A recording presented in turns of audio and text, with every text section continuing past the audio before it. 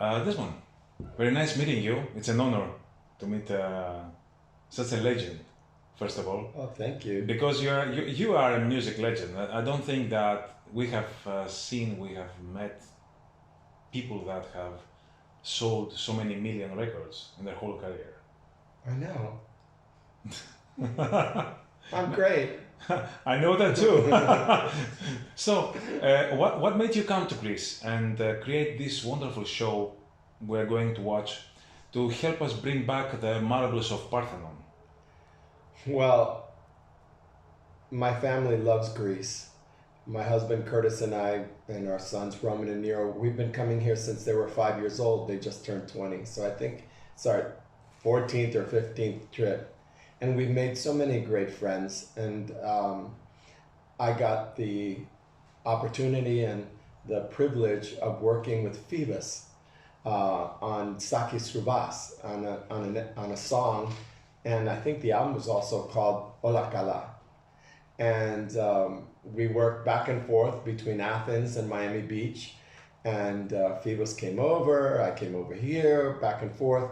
And so, that began a very long, beautiful love affair with Greece.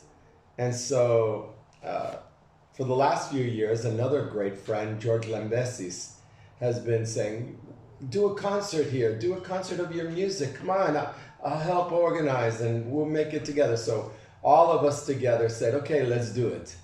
And Phoebus has been fantastic and his whole team is just the best. And we have this great show coming. Desmond Child rocks the Parthenon. And I think it's very unique because it's really a tribute to Greece, the people of Greece, and especially to the Parthenon, which is the crowning glory of Greece and the cradle of civilization and culture. And knowing that the return of the Parthenon sculptures could be imminent, because I heard there's some talks going on and there's hope. And, they were here for thousands of years. And, so they went away on a little vacation. And now it's time that they come home. What should we expect on the 27th of June? Well, we've worked for since last August when we had this idea on nothing but this. It's going to be a very spectacular show. There's going to be incredible staging by Fokas Evangelinos. There's lights, there's action, there's cameras, there's very talented musicians and singers, and of course our guest stars, Alice Cooper, Bonnie Tyler, Sakis Fragos. We have the Rasmus, the entire band coming to play, and Rita Wilson, a fantastic collaborator of mine, and amazing singer, actress. She's a powerful person in Hollywood. And we also have Lena Hall. I know that Greece has picked up on Snowpiercer. So she plays the character of Miss Audrey on the chanteuse on Snowpiercer. And we've known each other for many years. And she's on board. And Chris Willis, David Guetta's singer, they did a song called Love Is Gone. And so the whole world knows him from that. He'll be singing. Andreas Carlson, Kip Winger, and Justin Benlolo, Tabitha Fair, who was featured in a movie called 20 Feet from Stardom. And this time she's going to be closer than 20 feet, and she's going to be performing songs herself. And it's going to be a celebration of my songs, but for an amazing cause, and to bring the global spotlight, to that place, to that sacred place. It's not a venue, it's a temple.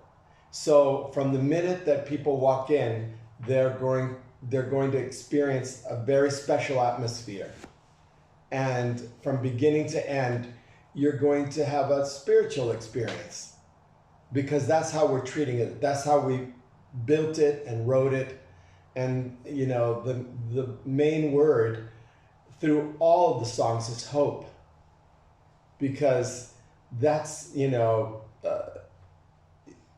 the most important quality that we need to have as human beings is hope. We've got to believe that tomorrow is going to be better in order to take the next step just in our regular lives. Great. So let's focus on on the rockier side of your career.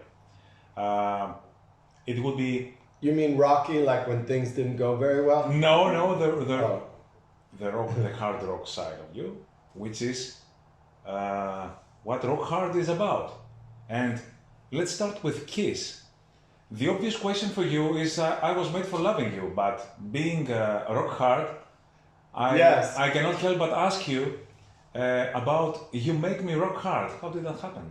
Well, I brought Diane Warren to meet Paul Stanley, and we had written many songs together. I said, this girl's a genius. And so we were getting ready to go to meet Paul, and I said, well, it's always better to have a title in our back pocket. And she said, like You Make Me Rock Hard. And that was so funny to us. I said, let's pitch it.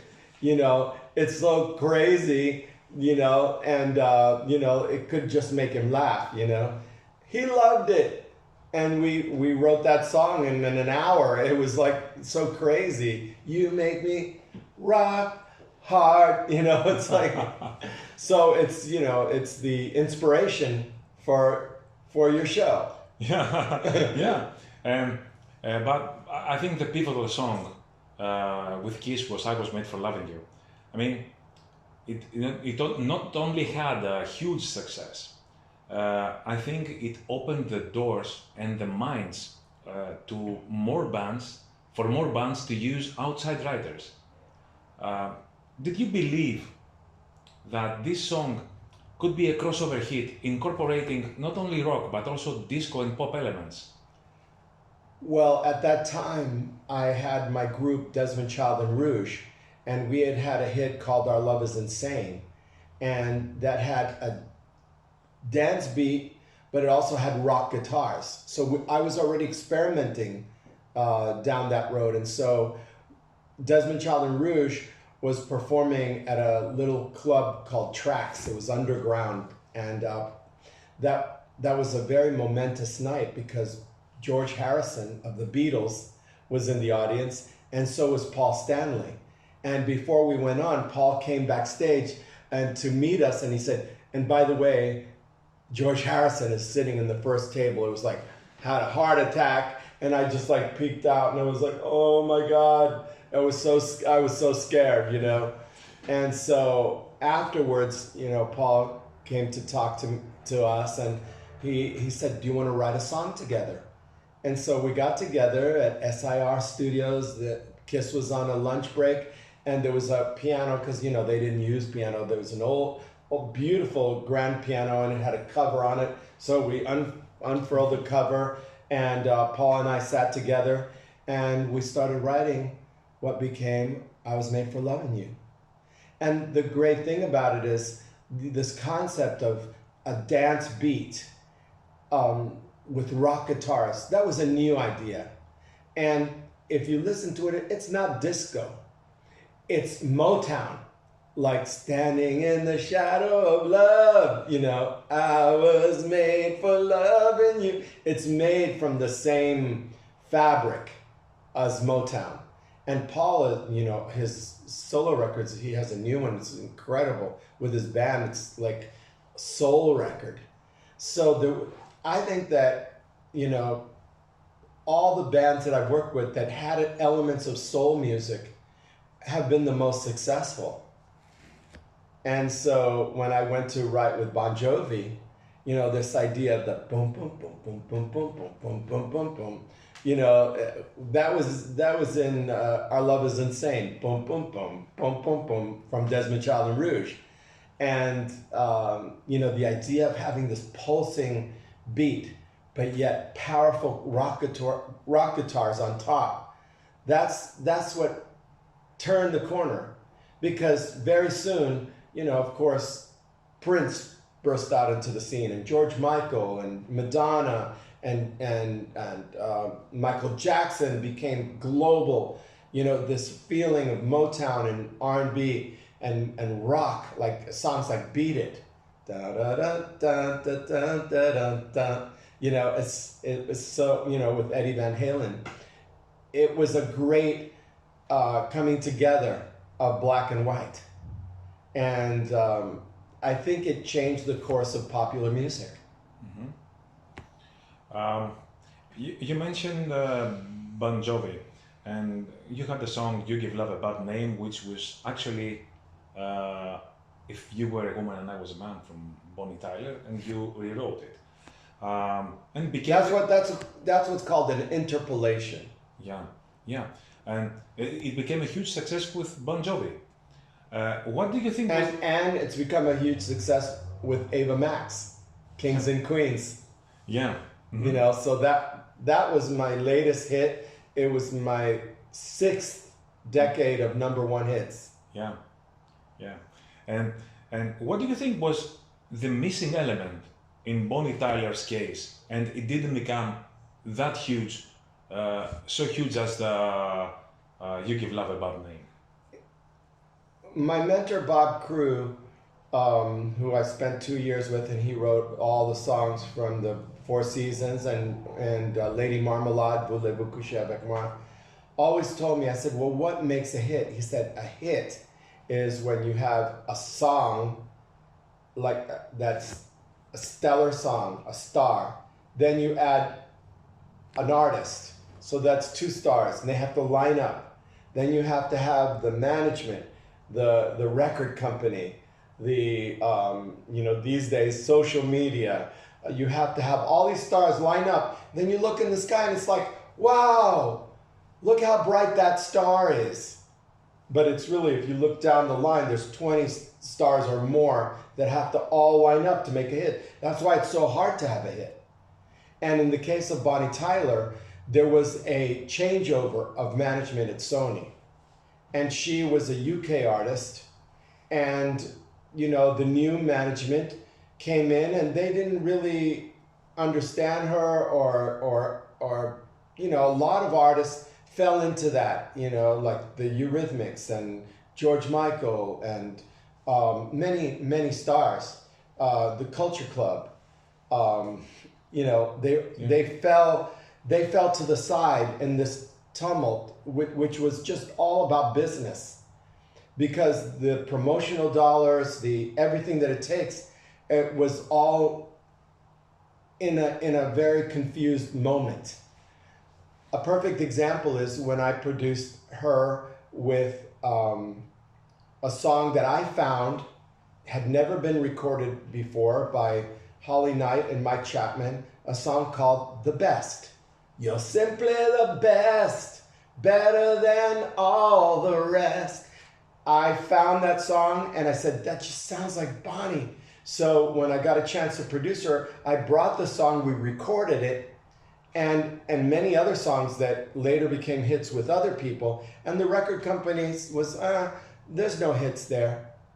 Well, 2 years later, Tina Turner grabs that song, our same arrangement, and she has massive success with that song. So how do you explain it? Bonnie's version is the same. So much so that Bonnie couldn't do the song in her show anymore because they thought she was doing a cover of Tina Turner. It's so sad. So sometimes it's also luck. And also because someone like Bonnie Tyler is such a sweet, not aggressive person, in those days and even now, it takes a killer to be a star. Someone who's ruthless. She's not that way. She's there to give her love and beauty and music and everything to the world. And that's why I love her so much. And I'm so proud that she's coming to my show, Desmond Child Rocks the Parthenon. She's going to be there and she's going to sing these great songs. And, we've stayed very much in touch. Last year, she recorded a song of mine that we wrote for her called Stronger Than a Man. And, I'm giving away secrets, but she'll be singing Stronger Than a Man. Mm-hmm. And Hide Your Heart, which I co-wrote with Paul Stanley, and which Kiss recorded. And Robin Beck. Yes, but Bonnie was the one we wrote it for, was the first version. So it was Bonnie was first, then Robin Beck, then Kiss, then Ace Frehley, and Mata Hoople. I mean, all these people recorded the song. It's a hit song. What made you give the same song to different artists at almost the same time? It's Hide Your Heart is a perfect example. I mean, it was released within a year. It was released through 3 artists, if I'm not wrong. Yes, because everybody knew it was a race to the top with that song. In the old days, in the 1950s and 60s, everyone would sing, a standard from the American songbook, like, Strangers in the Night, or, That's Life. Judy Garland would sing the same song Frank Sinatra would sing. Everybody had their interpretation of the song, and everybody loved every version of it. And so what happened was the Beatles happened, a band that wrote their own music. And even they did covers of the Everly Brothers before that. And so it created a new standard, because then the audiences were trained to think that what you sang was your own words from your own life. And if you didn't write it, then you weren't being authentic. And so that has hurt music so much, that idea, because that was followed by Bob Dylan and Joni Mitchell and Laura Nyro and Elton John, all these people that sang original music. Carole King with Tapestry, and every band that came along, the Rolling Stones, oh my God, so many, The Who, they were all writing their own songs. And so it was very hard for an artist that really wasn't a writer to get anywhere, just with, being an interpreter. And that's why it was refreshing when Draco and Rosa and I wrote the songs we wrote for Ricky Martin.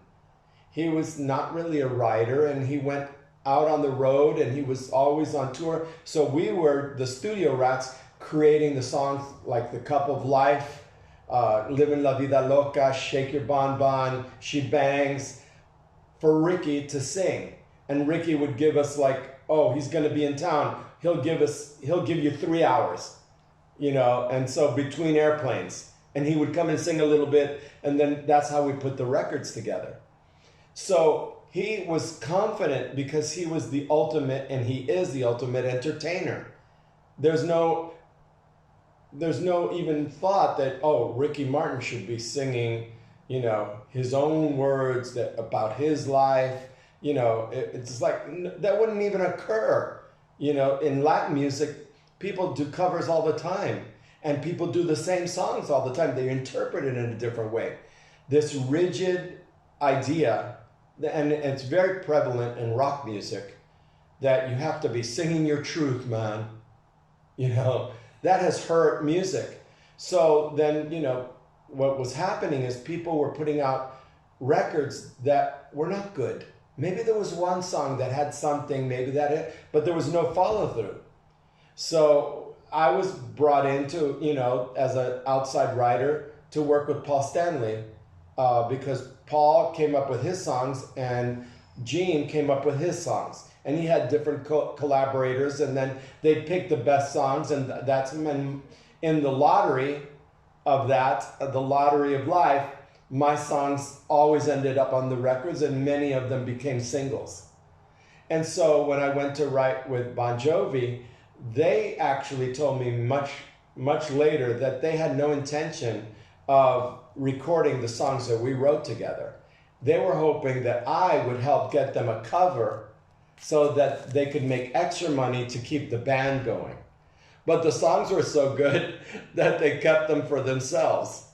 And so then, someone like John Claudner at Geffen had me working with Cher, and then he put me in with Aerosmith.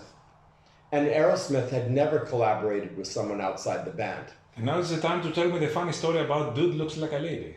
Well, the very first day I met Aerosmith, they flew me in to Boston, and the limo took me straight to the rehearsals space. It was a big airplane hangar with giant doors. So the giant doors opened, and a shaft of light went in, and I walk in, I'm this big, the door's like this big, and Steven Tyler comes towards me. The whole stage set was set up for rehearsing for the tour, and there were hundreds of guitars, literally hundreds, like on the floor for Joe to try. See which one he wanted. The Fender, the Gibson, the Sparkle, the Leopard, the Zebra, they were like, it was like rows and rows, like 20 guitars, like in each row, and it went back as far as the eye could see. And with he would walk between and, maybe this one, maybe that one. And so I walked in, and Steven comes towards me, and, Joe was not comfortable that I was coming into their space.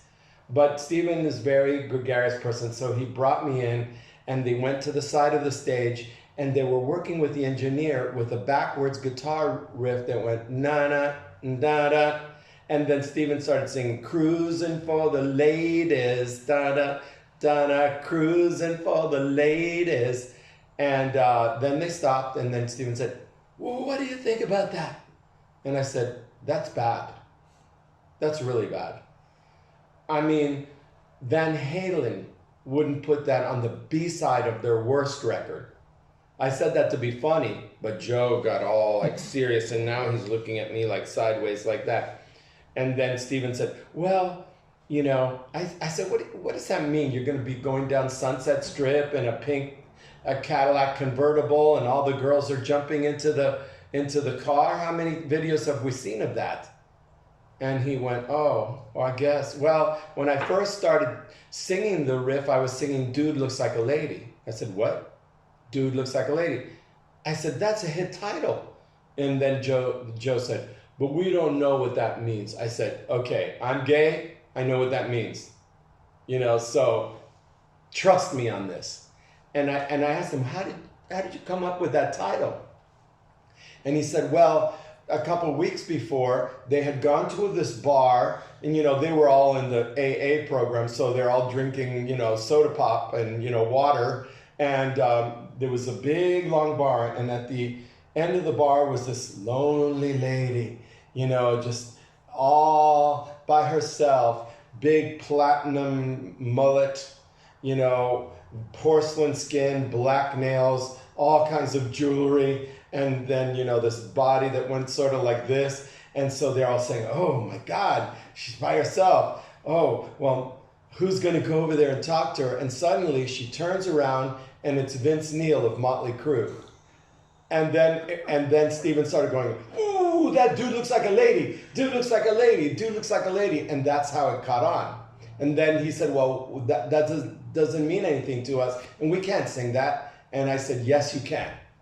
And so that began the story. Walked into a bar on the shore, her picture graced the grime on the door, and and we were way ahead of this transgender revolution. Listen to the second verse. Never judge a book by its cover, or who you're gonna love by your lover. So in the song, he says, then she pulled out her gun and tried to blow me away, which is a very sexual thing to say. And but he stays. He doesn't run away.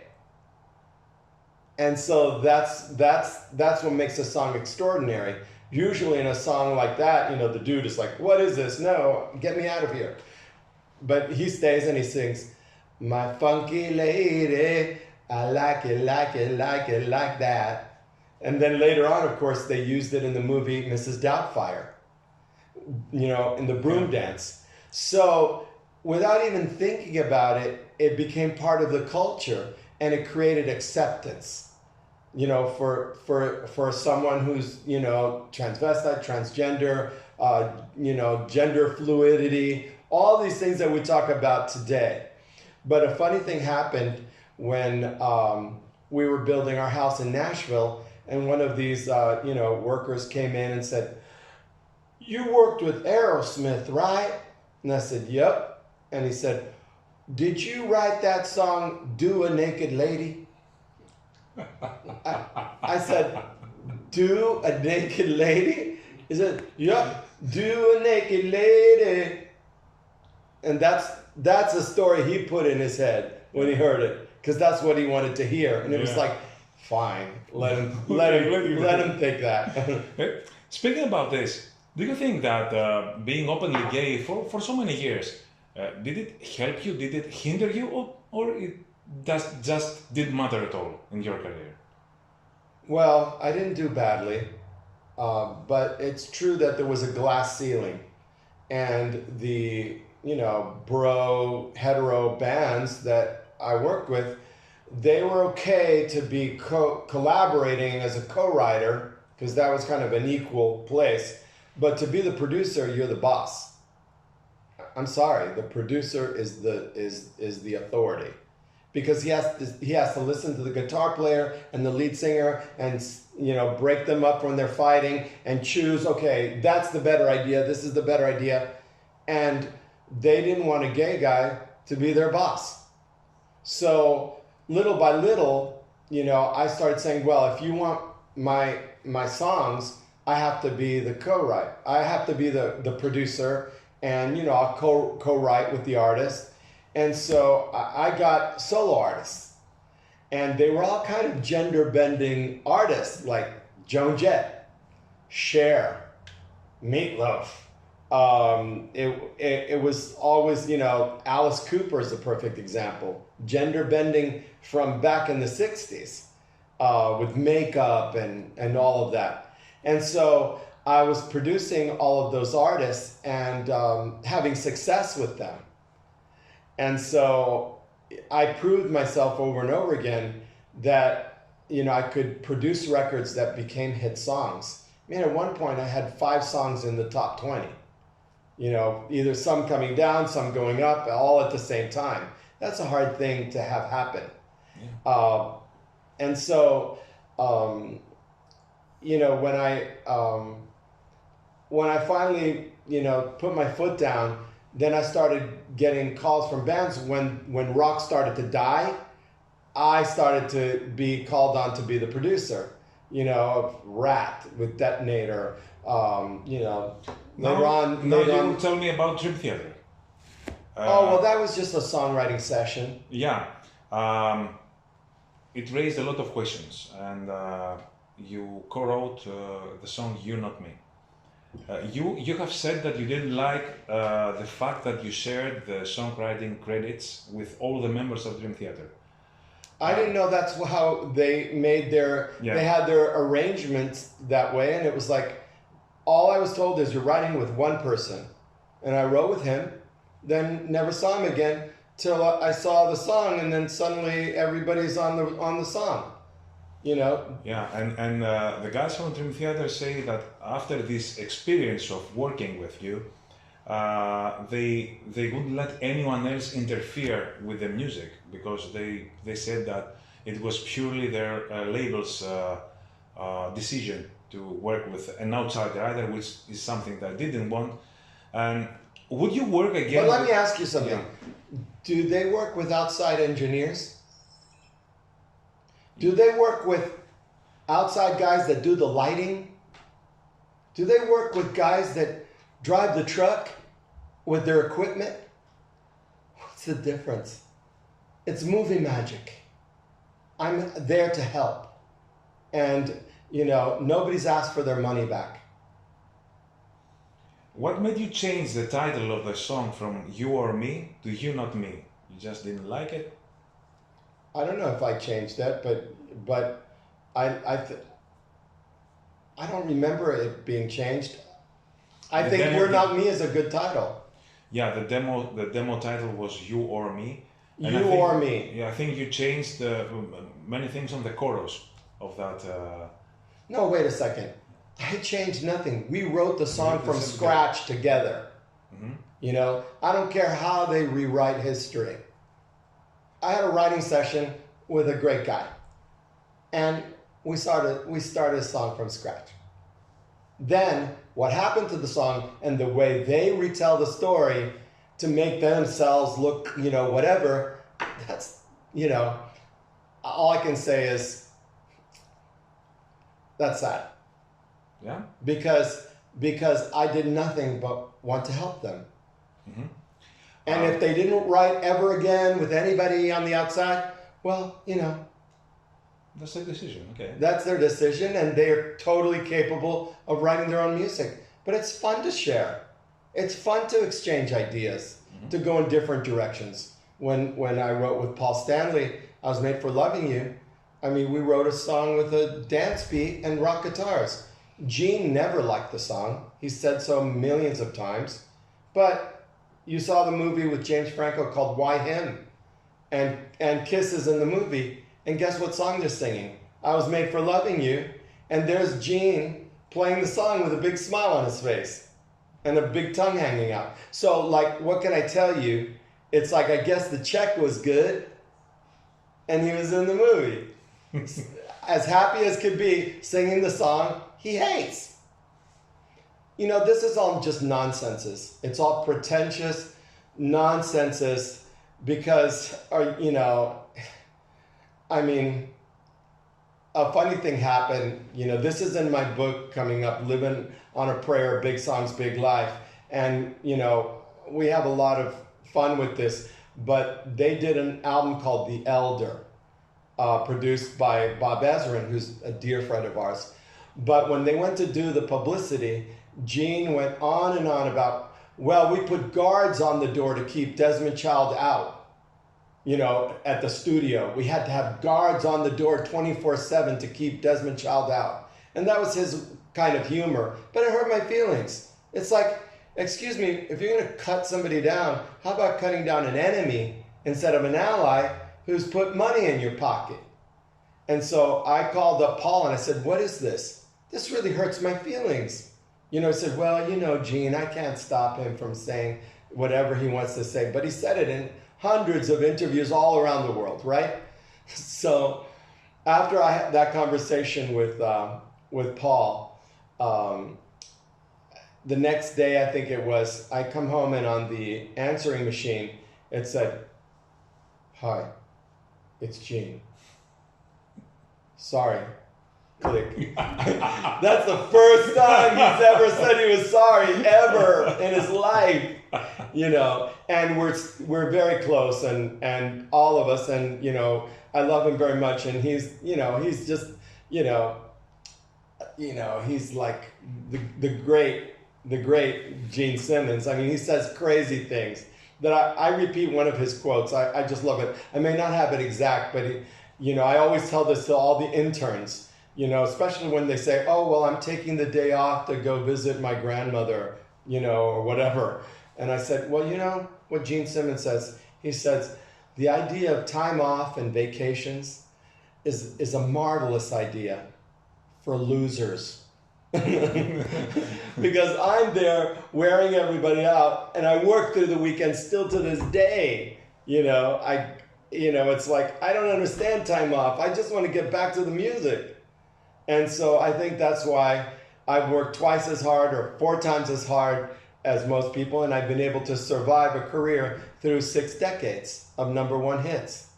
Yeah, and another cooperation with an artist that we wouldn't expect is that one with Steve Vai.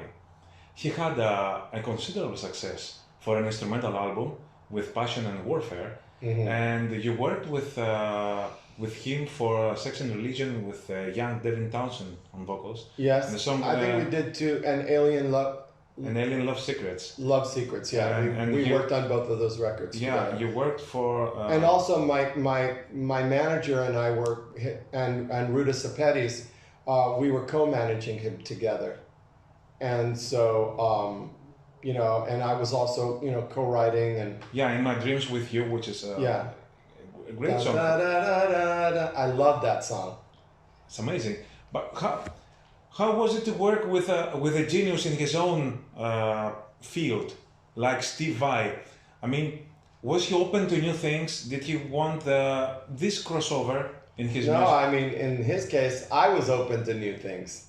Mm-hmm. He's all himself. And I worked on mainly lyrics, because, I'm strong at concepts and lyrics. And the great thing about him is like he's got such a great heart, and he's not full of himself. He's very humble, and his wife Pia and his sons. I mean, they're just exemplary people, and so it was wonderful. And I also art directed, the first one you mentioned. So I had a lot of fun with making those pictures, Sex and Religion. We had him like as Saint Sebastian with the arrows, and then on the back we have Steve sort of like the shroud. It was fun because it was daring, and I just want to say one thing about me. I'm not about style. So the style to me is the scoring of the script. It's about ideas. It's about lyrics. And lyrics have different styles in a certain way. And so I'm all focused on what the artist wants to say. Tell me your story. What was the hardest thing you ever went through? Boom.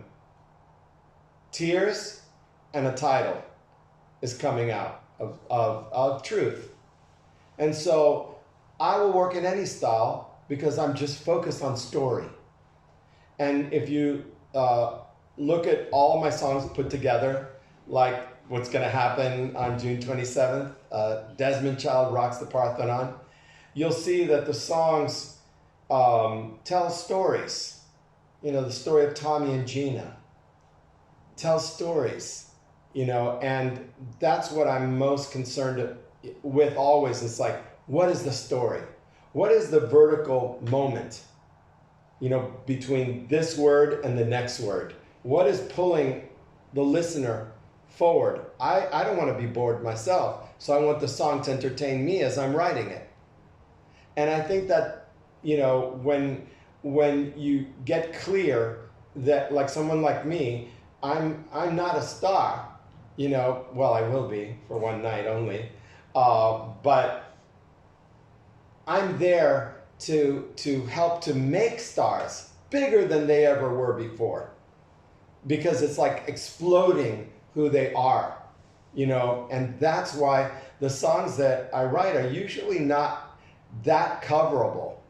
It has to be Aerosmith's version of Dude Looks Like a Lady. That's the interesting one, or Bon Jovi's version of You Give Love a Bad Name, or Living on a Prayer. They're unique. I don't just write songs and then say, here, sing a song. I'm building the song along with them, collaborating, like sewing a beautiful custom-made suit. Yeah, and working with artists who have their own personas, like Meatloaf and Alice Cooper, how difficult was it to work with them? Did you try to understand their personas better before trying to write a song about them? No, I just walk into a room with a blank piece of paper. I don't know what's going to happen. And like I said, no one's ever asked for their money back. Okay. That's cool. Before ending, apart from writing the whole Black Roses album with the Rasmus, who will come, yes, you worked with them for the song Jezebel, for the Eurovision Music Yes. Contest. Well, we have this history where the first time I met them, they had flown to Folegandros with us in a helicopter, and our 5-year-old sons and our surrogate mom, and we all went as a family. We flew over. We have this great picture of us in front of in front of with Paoli and Laudi, and we went to Folegandros and we said, okay, you're here for 10 days. We're going to write one song a day from beginning to end before we can have dinner. So that's what we did. We wrote a different song every day. And so that became the album Black Roses, which I produced. And we had a hit on that record called Living in a World Without You, which maybe they'll be performing. Maybe. Maybe yes. I see that. oh my God, it's on the poster. No secret there. But last summer, I get a call from Laudi, and he said, you know what? I'm in a whole other place in my life. I want to come and write with you. And he flew 2 days from Hawaii to Folegandros. I mean, like sleeping in airports. I don't know how he did it. He came, he was there 3 days, and we wrote Jezebel, and the new single that's out today, like it just came out like an hour ago, called Rise. And Jezebel was very successful. It won the Finnish Eurovision and was #1 in Finland. When, you know, it just burst, everyone was feeling this energy, and they went on to Italy to be in the, the finals. And so now we have 2 more that are in the can, because he came back to Nashville and we continued writing, and we have 2 more singles coming. So it's a great relationship. And there's a history with Greece, with Folegandros and the Rasmus and me. And it's a special feeling. Well, anything you want to do in Greece is a special feeling. And that's why I always say, that's why everyone fought so hard to have a Greece, right? All the invaders got pushed away because of this magical, passionate spirit of the Greek people. You want prizes. You want more prizes. The older you get, the more prizes you want. You want to win prizes. Yes, yeah. I want to win some prizes. Like a little kid that wants to go to the carnival and get a big teddy bear. I want the prizes. But I want to say something that's very important. My husband Curtis and I and our sons Roman and Nero, we've been coming here since they were 5 years old. So this is 15 years later, and we come every year, and we've been everywhere, but we always land in Folegandros, and that's where we stay. And we stay there a long time because we don't like being tourists. We meet the people, and we're friends with those people for life. We communicate all year long, and so we're part of the community. So Greece is our second country. And the thing is, it's like to put together the show with Phoebus and with the help of George Lambesis and really do something to help to reunite the Parthenon sculptures to Greece. That's a passion of mine, because it's something that has to be. And so my show that's coming up June 27th, Desmond Child rocks the Parthenon. Did you get that? Yeah, we got that recorded. Yeah. It's really not a venue, it's a temple. And the whole feeling of the show has that kind of respect and that spiritual feeling that you'll see once you walk in and get seated, that it's already going, what's going to happen. And even between the songs, everything you'll see is all tied into a spiritual story. And so everyone is calling it the event of the decade, whatever. Well, I don't know about that. Maybe the event of the season, but it's a must be at. Even if you don't like rock, And we're not just doing rock music. We're doing all kinds of music because of my varied things. But this show is going to have something for everybody.